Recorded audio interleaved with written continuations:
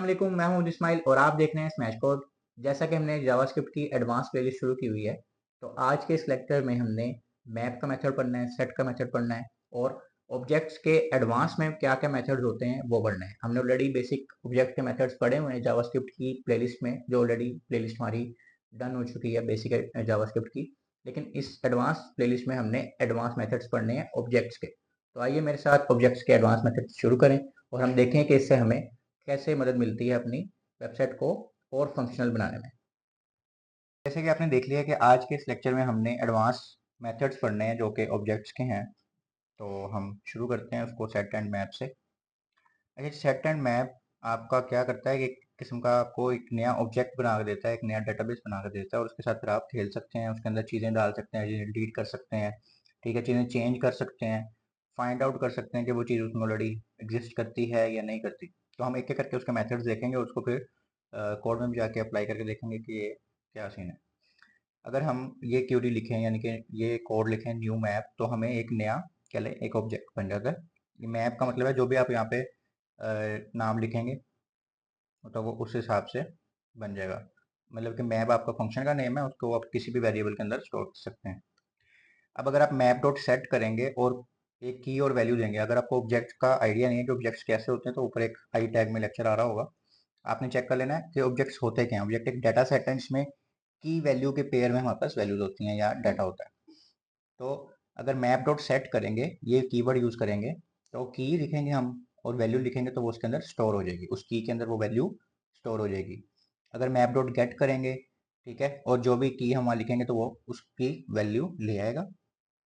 और अगर वो की एग्जिस्ट नहीं करती तो वो बता देगा कि ये की एग्जिस्ट नहीं करती, अनडिफाइंड आ जाएगा। अगर हम कहेंगे मैप डॉट हैज़ की, तो वो फॉल्स या ट्रू आपको रिटर्न करेगा कि वो चीज़ उसमें ऑलरेडी है या नहीं। यानी गेट से भी हमें वही मिल रहा है लेकिन वहाँ पे अनडिफाइंड आ जाएगा अगर नहीं होगी, अगर होगी तो दिखा देगा। लेकिन हैज़ में सिर्फ ट्रू और फॉल्स आएगा अगर वो चीज़ वहाँ पे एग्जिस्ट करती होगी या एग्जिस्ट नहीं करती होगी। डिलीट से सिंपल समझ आ रही है कि वो उसको डिलीट कर देता है। और अगर हम मैप डॉट क्लियर कर दें तो सारा कुछ जो भी मैप के अंदर हो वो सब कुछ इकट्ठा क्लियर हो जाएगा। यानी मैप डॉट डिलीट के बाद हम कोई की लिखेंगे ना, अगर 4 कीज़ हैं, एक लिखेंगे तो एक डिलीट हो जाएगी, 3 तो वहीं पर रहेंगी। लेकिन अगर हमने सारा क्लियर करना है तो मैप डॉट क्लियर करेंगे तो वो सारा क्लियर हो जाएगा। और मैप डॉट साइज करेंगे तो साइज बता देगा कि उसके अंदर कितने एलिमेंट्स हैं। यानी कि कह सकते हैं कि कितने चार हैं उसमें कीज़, 5 कीज़ हैं, तो हमें अगर वो साइज चाहिए तो हम मैप डॉट साइज करेंगे तो हमें मैप डॉट साइज से ही सारी चीज़ें मिल जाएंगी। अब इसका अगर हम कोड में जाकर देखें तो वो ट्राई करके देख लेते हैं, ठीक है, ताकि आपको समझ आए कि एक्चुअल होगा क्या। चलिए यहाँ पे हम करने का लगे हैं सेट एंड मैप, ठीक है, और हम एक वेरिएबल बना लेते हैं डेटाबेस के नाम से, ठीक है, कोई भी नाम आप रख सकते हैं। उसके अंदर आपने कर देना न्यू मैप और यहाँ पे ब्रैकेट्स लगा देंगे। इससे अब एक नया उसने क्रिएट कर दिया मैप और वो इसके अंदर स्टोर हो गया। अब अपने जब भी इसको कॉल करना है तो आप डेटाबेस को बुलाएंगे तो वो उसके अंदर आ जाएगा। जैसे डेटाबेस, अब हम यहाँ पे कंसोल पर देखते हैं, कंसोल डॉट लॉग डेटाबेस, ठीक है। हालांकि अभी हमने डेटाबेस में कुछ भी रखा ही नहीं है। हम ये कंसोल खोलते हैं तो हमारे पास लाइन नंबर 139 है, उसमें ये देखें खाली मैप आ रहा है, इसमें जीरो आ रहा है, यानी इसमें कोई चीज़ नहीं है, ठीक है, नो प्रॉपर्टीज। अब हम क्या करते हैं, हमने पढ़ा है कि अगर हमने उसमें कोई चीज़ डालनी है तो हम पहले इसको कॉल करेंगे, डेटाबेस को बुलाया हमने, डॉट लिखना है सेट, कोई नई चीज़ डालने के लिए सेट और फिर लगा देंगे ब्रैकेट्स, सही है। और यहाँ पे पहले नंबर पे आपने देना है उसको की देनी है उसकी, जैसे मैं कहता हूँ नेम, ठीक है, और फिर कॉमा लगाना है और फिर उसको दे देनी है वैल्यू।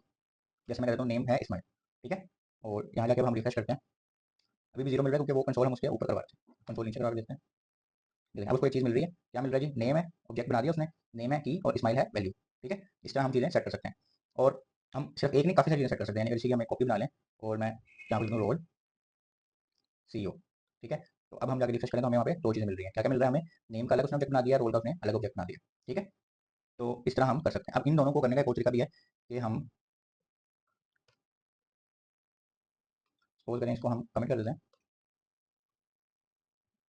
और हम यहाँ पे डॉट लिखते हैं और लिखते सेट दोबारा से, यानी यहाँ पे हमने सेट करके लिख दिया ना, दोबारा सेट लिख के दोबारा ब्रैकेट खोलते लिखते रोल और उसकी वैल्यू, ठीक है। तो भी इसने वैसे ही काम करना था जैसे ये दो लाइन का काम किया था। तो मैं शॉर्ट तरीका भी आपको साथ साथ बता रहा हूँ क्योंकि हम ना हमारा ये होता है कि हमने कम से कम कोड लिखना होता है, ठीक है। तो आप इसको इस तरह भी लिख सकते हैं और जैसे मैंने ऊपर दो लाइनों में लिख के बताया, ताकि मेरा डायरेक्ट में कॉम्प्लेक्सिटी नहीं बता रहा, ताकि आपको पहले कॉन्सेप्ट समझ आ जाए फिर हम कॉम्प्लेक्सिटी साइड पे जाएं। अच्छा, ये तो हो गया हमारा सेट करने का कि हमने जब कोई न्यू चीज़ ऐड करनी है, हम लिख भी लेते हैं इसमें, ठीक है। और उसके बाद हम देखते हैं कि अगर हमने गेट करना हो, गेट डाटा कर देते हैं, ऐड डाटा नंबर हम लिख देते हैं। गेट करने के लिए हमारे पास सेट की जगह सिर्फ ये है कि डेटाबेस डॉट गेट। अब हमने यहाँ पे की देनी है उसको, जैसे एक की है नेम, एक की है रोल, तो जो भी हम उसको देंगे उसकी वहाँ से वैल्यू उठा के हमें दिखा देगा। ठीक है, और इसको हम कंसोल करवा लेते हैं।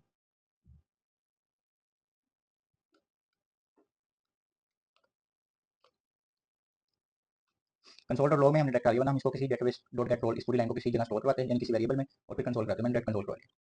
ठीक है, तो ये देखें, ये उसने 146 लाइन से उठा के दे दिया सीईओ, सिर्फ उसने उसकी वैल्यू दे दी। अगर मैं कोई ऐसा की लिख देता जो उसमें होती ही ना, ठीक है, की से मेरा ये नेम और ये रोल की है और इस्माइल और सीईओ वैल्यूज हैं, तो मैंने अब एज एज अ की उसको पास किया और देखते हैं क्या जवाब आता है। तो ये देखो उसने जवाब दे दिया अनडिफाइंड, क्योंकि उसको वो की मिली ही नहीं पूरे मैप के अंदर कहीं पे भी। ठीक है, तो ये गेट का तरीका है। इसको हम वापस रोल कर देते हैं और एक एज कर देते हैं। ठीक हो गया। इसके बाद हम जाते हैं, अब हमने हैज़ देखना है। ठीक है, हैज़ चेक करना है, ट्रू फॉल्स। तो हम इसको ही कॉपी करते हैं और सिर्फ गेट की जगह आपने क्या लिख देना है हैज़। ठीक है, और इसमें वही काम रहा है कि आपने की ही फाइंड आउट करनी है, पर इसका जवाब ट्रू या फॉल्स में आएगा। तो यहाँ पे देखें अनडिफाइंड आ रहा था ना, एज अनडिफाइंड थी, अब उसने क्या कर दिया फॉल्स, कि वो पे वहाँ पे वो चीज़ नहीं है, यानी क्लियर हमें जवाब मिल रहा है, हम यूजर को दिखा सकते हैं। लेकिन अगर यहाँ पे हम लिख देते नेम, तो हमें क्या आ रहा है ट्रू। ठीक है, हमें काफ़ी दफ़ा ये सारी चीज़ें यूज़ करनी पड़ती हैं अपने वेबसाइट में, कि हमें देखना होता है कि डेटाबेस में हमें ये चीज़ मिल रही है तो ये कर दो, नहीं मिल रही तो ये कर दो, तो उसके हिसाब से हम ये हैज़ यूज़ कर सकते हैं। क्योंकि अगर अनडिफाइंड आ रहा होगा वो किसी एरर की वजह से भी अनडिफाइंड आ सकता है, तो हम इसलिए उस जगह पे फिर हैज़ यूज़ नहीं करेंगे। ठीक है, और इसके बाद हम देख लेते हैं साइज़। ठीक है, इसको हमने कॉपी कर लिया और इसकी जगह हम कर देते हैं साइज़। ठीक है, और साइज़ में हम सिंपल भी लिख सकते हैं, या चलें कंसोल में लिख देते हैं। सिर्फ हम लिखेंगे डेटाबेस डॉट साइज़। ठीक है, तो ये हमारे पास 2 आ गया, क्योंकि हमारे पास 2 ही है ना उसके अंदर वैल्यू। अगर उसके अंदर वैल्यू ज़्यादा होती, जैसे इसके अंदर हम एज भी लगा दें अगर, अब हमारे पास 3 आ गया। ठीक है, इसका हम साइज़ को देख सकते हैं कि हमारे पास कितनी वहाँ पे कीज़ हैं और कितनी वहाँ पे हमारे पास वैल्यू है। चलिए, ये हमारा हो गया जी साइज़ भी। अब हम डिलीट पे चल जाते हैं। अगर हमें किसी भी की को डिलीट करना है तो हम डिलीट भी कर सकते हैं। यहाँ पे हमें जस्ट डिलीट लिखना है और उस की का नाम लिखना है। सही हो गया। जैसे मैं डिलीट कर देता हूँ एज को, तो देखें पहले 3 था, अब पूरी 2 हो गया, क्योंकि वो चीज़ डिलीट हो गई। वहाँ पे साइज़ 3 आ रहा है, लेकिन अगर मैं साइज़ वाला दोबारा से कंट्रोल कराऊँ ना, यानी अब दोबारा से कंट्रोल करूँ, तो वहाँ पे क्या आ जाएगा 2। ये देखेंगे 2 पहले 3 था, इसके बाद डिलीट हुआ, फिर 2 आ गया। ठीक है, तो इस तरह हम डिलीट कर सकते हैं किसी भी की को। इसके बाद अगर हम देखें, अब जैसे हमने इस चीज़ को डिलीट किया, अब उसके अंदर वो चीज़ नहीं होनी चाहिए ना, तो हम हैज़ से चेक करते हैं कि वो चीज़ है उसमें कि नहीं है।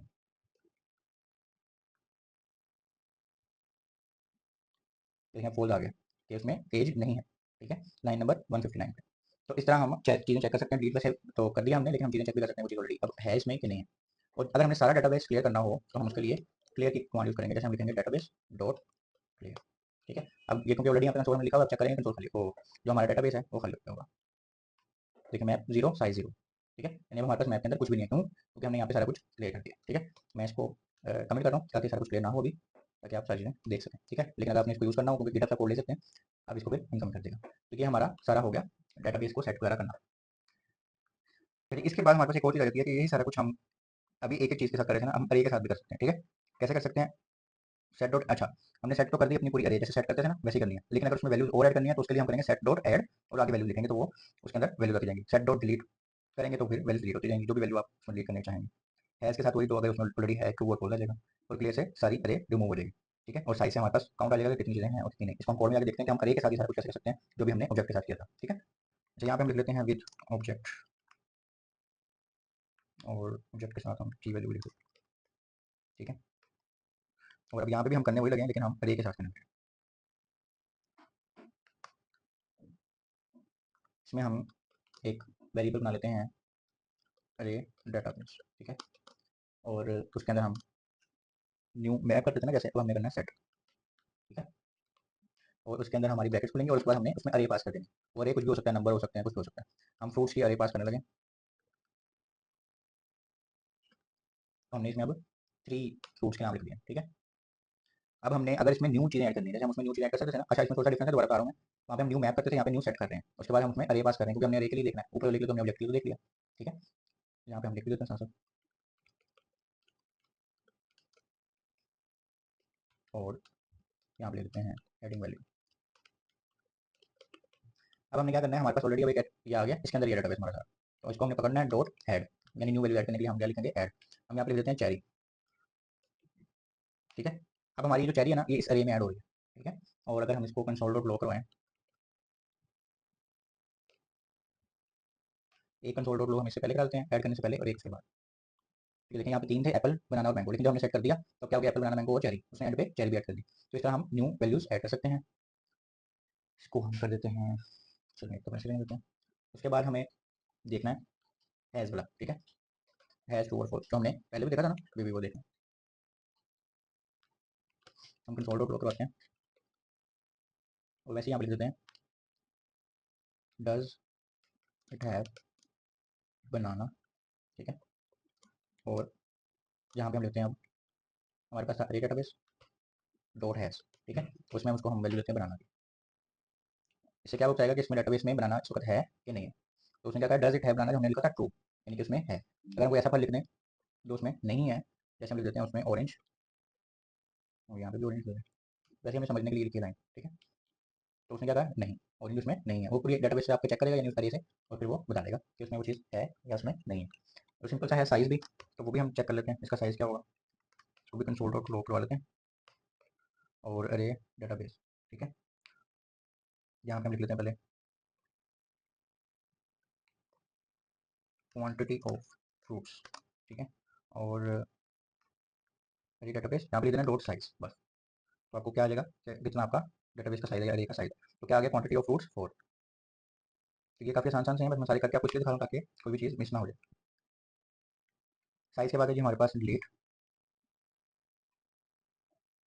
डिलीट का वही है, इसमें कोई नई चीज़ नहीं है। जो भी हमने इसमें से डिलीट करना है, जैसे हमने चेरी डिलीट करनी है, सपोज करें, जो भी आपने स्पेलिंग लिखी हुई वो ध्यान से लिखनी है ताकि फिर वही चीज़ डिलीट हो ना। और अगर हम कंसोल डॉट लो करवा लें इसको दोबारा से, तो उसमें चेरी नहीं होगी।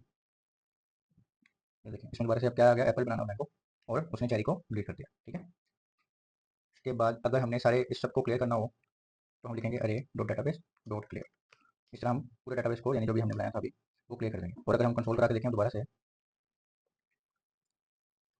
देखें अब क्या हो गया, जीरो हो गया, ठीक है। क्लियर मैंने जैसे पहले भी बताया था, हर चीज़ क्लियर हो जाती है, उसका साइज भी जीरो हो जाएगा, हर चीज़ क्लियर होगी। ये जो जीरो लिखा आ रहा है ये साइज ही है ना, ठीक है। तो ये हमारे आज के ये दो थे। इसके बाद देखते हैं हमारे पास क्या चीज़ है।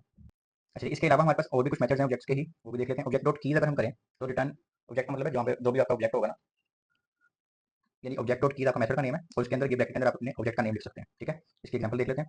यानी कि ये ओबीजी हमारा एक कांस्टेंट वेरिएबल है जिसके अंदर हमने एक ऑब्जेक्ट बनाया, और अगर हम करें ऑब्जेक्ट डॉट कीज, उसके अंदर अपना ये वाला ऑब्जेक्ट रख दिया, तो हमें क्या रिटर्न होगा, सिर्फ उसकी कीज के नाम ए और बी, की के नाम है तो उसने ए और बी रिटर्न कर दिया, ठीक है। ये इतना सिंपल है, इसमें कोई कोड करने वाली बात नहीं है, सिर्फ एक कॉन्सेप्ट है, तो इसमें देख लेते हैं इसको।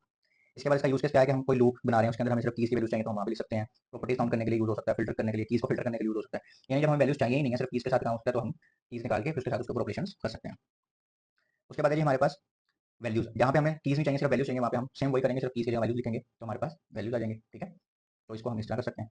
इसका यूज केस वही लूप के लिए ही है कि लूप में अगर अपने डाटा इटरेट करना हो, ठीक है, वैल्यूज न्यूमेरिक वैल्यूज को जमा करना हो, यानी इन सब वैल्यूज को जमा करना हो, तो हम सिर्फ वैल्यूज निकालेंगे, उनको वन बाय वन जमा करके एक आंसर दे देंगे, ठीक है। और मैथ के फंक्शन के लिए काफी यूज केस है इसका। Object dot entries, object dot entry से क्या होता है, आपको की भी मिल जाती है और वैल्यू भी मिल जाती है, जैसे यहाँ पे बता भी दें, ठीक है। इसमें आपने क्या करना है, ऑब्जेक्ट डॉट एंट्री लिखना है और अपना ऑब्जेक्ट देना है। उसने क्या रिटर्न करना है आपको, ए, इसमें एक एंट्री का अलग पूरा बना दिया आपको, अरे, और बी की अलग बना दी, उसमें की भी आ रही है, उसमें वैल्यू भी आ रही है। तो इस तरह आप इसको ले सकते हैं और उसका यूसेज जो भी आप करना चाहें वो कर सकते हैं, ठीक है। इसका यूज केस वही लूपिंग में ही फोर ऑफ में यूज हो जाता है। ऑब्जेक्ट्स को अरेज के अंदर हमने जब कन्वर्ट करना हो तब भी हम इसको कर सकते हैं। हमारे पास ऑब्जेक्ट आ रहा है पर हमें अरे चाहिए, पीछे डेटाबेस से ऑब्जेक्ट्स आ रहे हैं, तो हम उसको इसके लिए यूज कर सकते हैं। और टेबल्स जब हमने बनाने हो की वैल्यू पे, यानी कीज यहाँ आ रही है, वैल्यू यहाँ है, तो हम उसके लिए भी ये यूज कर सकते हैं मेथड। तो ये आज के सारे कॉन्सेप्ट्स हैं, इसमें कोई कोड वाला करने वाला था नहीं, मैं कुछ करके दिखाता, ये हमने ऑलरेडी समझ लिया सारा। तो आज हमने डेटाबेस बनाना सीखा मैथ के जरिए, और अरे के लिए भी हमने देखा है और ऑब्जेक्ट्स के लिए भी देखा, और थोड़ी सी और प्रॉपर्टीज देखी, तो ऑब्जेक्ट्स की एडवांस मेथड्स हैं कीज और वैल्यूज को रिटर्न करवाने के लिए। तो उम्मीद है आपको समझ आई होगी, और अगर कोई भी सवाल होगा कमेंट्स में पूछ सकते हैं, फेसबुक के ग्रुप में भी पूछ सकते हैं। अपना बहुत सारा ख्याल रखिएगा, मिलते हैं अगली वीडियो में।